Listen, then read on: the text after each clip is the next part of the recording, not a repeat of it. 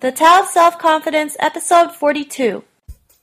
Welcome to the Tao of Self-Confidence, where I share stories of outstanding women finding their inner journey to self-confidence 5 days a week. Visit our website at thetaoofselfconfidence.com to check out amazing blog articles and our killer resources.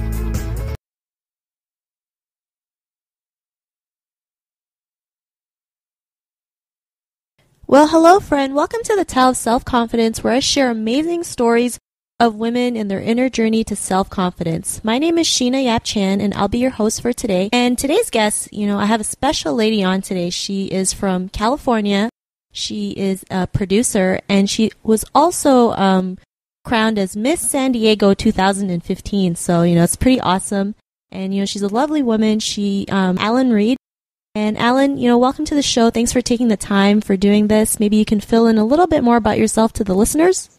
Of course. Thanks for having me, Sheena. And I love what you're about and the Tao of Confidence. I think it's just really an amazing platform. As you mentioned, I produce an event, and it's called Secret Knock, where my husband is the host. And I'm also a publisher of books, and currently the reigning Mrs. San Diego for 2015. So that's in a gist about me. Awesome. Well, thanks for sharing that. And what is your cultural background? My heritage is Filipino. Awesome. I'm from the Philippines, too. Are you? Okay. Nice. I was born in Cebu. My father is from Cebu. Okay. Oh, nice. So what would be your favorite self-confidence quote? The one I sent you on Emerson, and it's really saying success. It's a definition of success, but it's really a great compass for me. Let me pull it up for you. And basically, it goes this way. It's to laugh often and much, to win the respect of intelligent people and the affection of children, to earn the appreciation of honest critics and endure the betrayal of false friends, to appreciate beauty, to find the best in others, to leave the world a bit better, whether by a healthy child, a garden patch, or a redeemed social condition, to know even when life has breathed easier because you have lived is to have succeeded. And that for me is a confidence quote, because this is really just what I base my life around. I think when something or situation, or if I'm in a mode where I'm measuring myself against something, all I ever do is go back to this and know I'm good. Or not good. Which one? So it's just a matter of adjustments.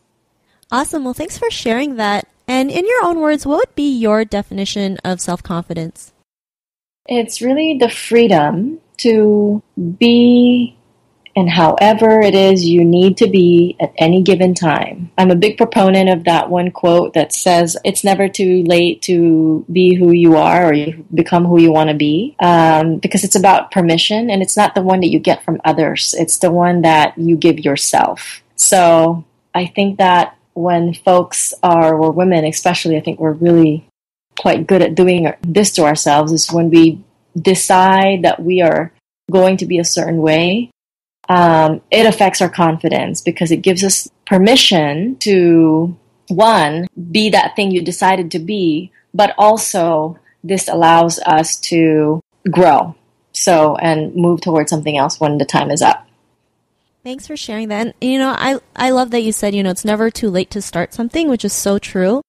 I think as women as well, right, we're always told to do certain things, especially in Asian cultures. I mean, it's, our parents or our peers tell us, you're too old to do that. You can't do that. It's too late. And, I always believe it's never too late. I mean, especially this podcast, I literally just started this like a little over a month ago. So, anything's possible out there. Don't ever be afraid to just start something new because, age doesn't matter, right? I mean, if you have a passion and a big vision for it, I think, just go ahead and do it. So thanks for sharing that.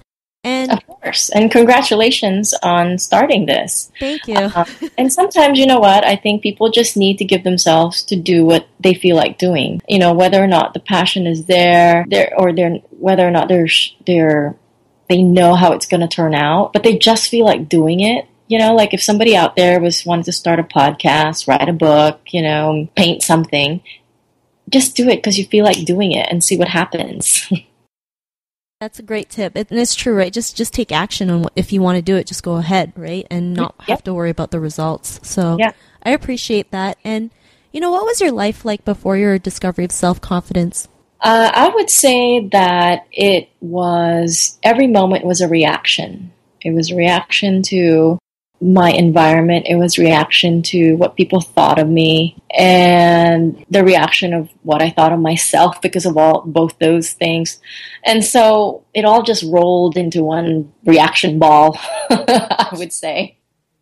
Awesome. And like when you mention reaction, like in a like positive way, in a negative way, or I don't necessarily would judge it as positive or negative. It's just different. I think when you're in a reactive mode, you don't have time to think for yourself and to find who you are in the midst of the situation you're in. And so being in a reactive mode was a contrast to when I did find some sliver of confidence, and that's when proactivity and creating the life I wanted started. Awesome. So when was that like aha moment of yours when you realized you can be proactive and be able to create the life that you wanted? I would say there have been several ahas. One of them was realizing that I was just as capable as anybody else. I did not grow up in privilege or, actually we were quite in poverty in the Philippines. And somehow my mom had figured out how to send me to a private elite school. But she never really let me socialize with my classmates. So I only knew my classmates within the confines of the school walls. And that meant, grades and sports and pranks and all those things you did as a kid. And so I excelled, I failed, I pranked, I fought with people, I laughed with people. And it really wasn't until when I found out I was coming to America, she had let me go over who at the time was my best friend's house. And she had a house that had 3 floors in a gated community with maids climbing out of the walls, drivers. And I was like, whoa, okay, wow. And I lived in a box on the street, this tiny place. There was 5 of us. There wasn't really even bedrooms. It was just literally this square building, tiny little building. And I never knew I was different from other people. But then I didn't really care. I didn't really buy into the story that I was different from them economically. I was doing all the same things that they were doing. And so to me, I think I got lucky, being so sheltered in that sense that I didn't have the opportunity to buy into the story of poverty or what I didn't have, and just went with what I could do. That's great that you were able to, have a positive effect of that your mother, just, didn't make you, go do things right after school. You were just confined in that school, and then it helped you realize, it didn't matter whether you lived in a box or a 3-floor mansion. You were just as capable as the person who did live in the three-floor mansion. So, absolutely. And, so after that realization, what's your life like now? I would say every moment is just an opportunity to create. And knowing that, I still have times where I react because life happens, right? But the ratio of it would be if reactive life and a proactive creating kind of life, if I was to put a ratio on it, then it was 20-80, Right now it's 20-80. I react to 20% of stuff that happens, and 80% of the time I'm creating something. Whereas before this, it would be even going to 90-10. 90% of my day would be reacting to everybody else's stuff. Whether it's good or bad, I'm just reacting to them. And 10% of me creating something for me. So it's a remarkably different way of being. And it's almost like Twilight Zone sometimes, because I'm almost 2 different people because my life is so different. Awesome. Well, thanks for sharing that. And, it's funny that, not a lot of people really talk about, being reactive and, being in just this journey of trying to find ourselves. We forget how sometimes we can react to things really quickly, and we just have to learn how to be more proactive in the things that we create. So I really love that, you brought this topic up. So I think it's something that not too many people talk about. And I think that whatever that ratio is for you, I think you have to fight for the proactivity. if your life was like mine, where 90% of the time you were reacting to something else and you're only creating for 10%, then fight for that 10%, until one day that 10% grows to 11, to 12, to 13.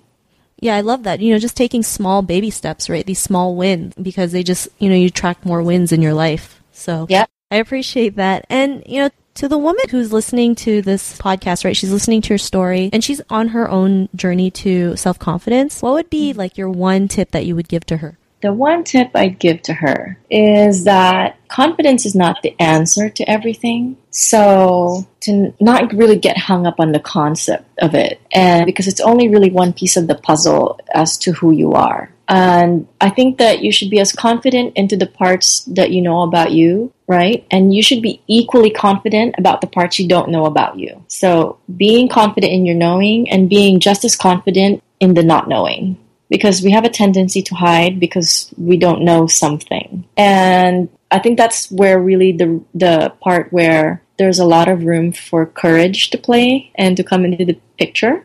And so for the woman who is not sure or what to do and all of that, treat everything the same. Meaning, don't judge yourself about knowing yourself or not knowing yourself or how much you don't know about yourself. It's just a journey and it's a continuous one. So question everything. Don't accept everything as a given. I did this when I became a mother, and it really affected my confidence as a mother because there were certain things that I slid into socially and culturally because that's what everybody else did. I never realized that perhaps, sleeping in the bed with my kid would not work for me. It's just that that's what everybody else did, right? But I was getting miserable and questioning myself every step of the way as a new mom because I never questioned, is that even right for me, right? And so you got to take a look at everything you're doing as, is this for me? Is this my truth? Even the smallest thing. And I think that would really lead you, every time you question something, it would lead you closer to you. And so that's all I've got. Awesome. Well, thanks for sharing that tip. And it's so true, right? I mean, every single action we take can really affect us, just being in our own journey or just learning to find confidence in ourselves, whether we know it or not, especially if we don't trust ourselves a lot on certain things, it really hinders us from taking that action. So I appreciate that advice you gave. And, if the listeners want to get to know a little bit more of what you do, a little bit more about the things that you're doing right now, is there a website that we can go to or any social media profiles we can link with? Oh, you can just look me up on allynreid.com. I'm also on Instagram at The Woman Being is my user handle. I'm on Facebook. I can easily be found on social media and, of course, my email, which is allyn@sherpapress.com. Awesome. Well, thanks for sharing that. And to the listeners, you can also just head over to thetaoofselfconfidence.com. You can search for Allyn's name and her show notes will pop up along with everything else that we talked about. And I just really want to thank Allyn for taking her time to just share her story and share her tips on self-confidence. So thank you so much. Well, this is really quite an honor, and I hope to hear all about you and your stories because that's what this is all about. Thank you. I appreciate that. And to the listeners out there, be on the lookout for another new episode of another amazing woman's journey to self-confidence, and we'll talk to you soon. Bye for now. Bye. Thank you for connecting with us on the Tao of Self-Confidence.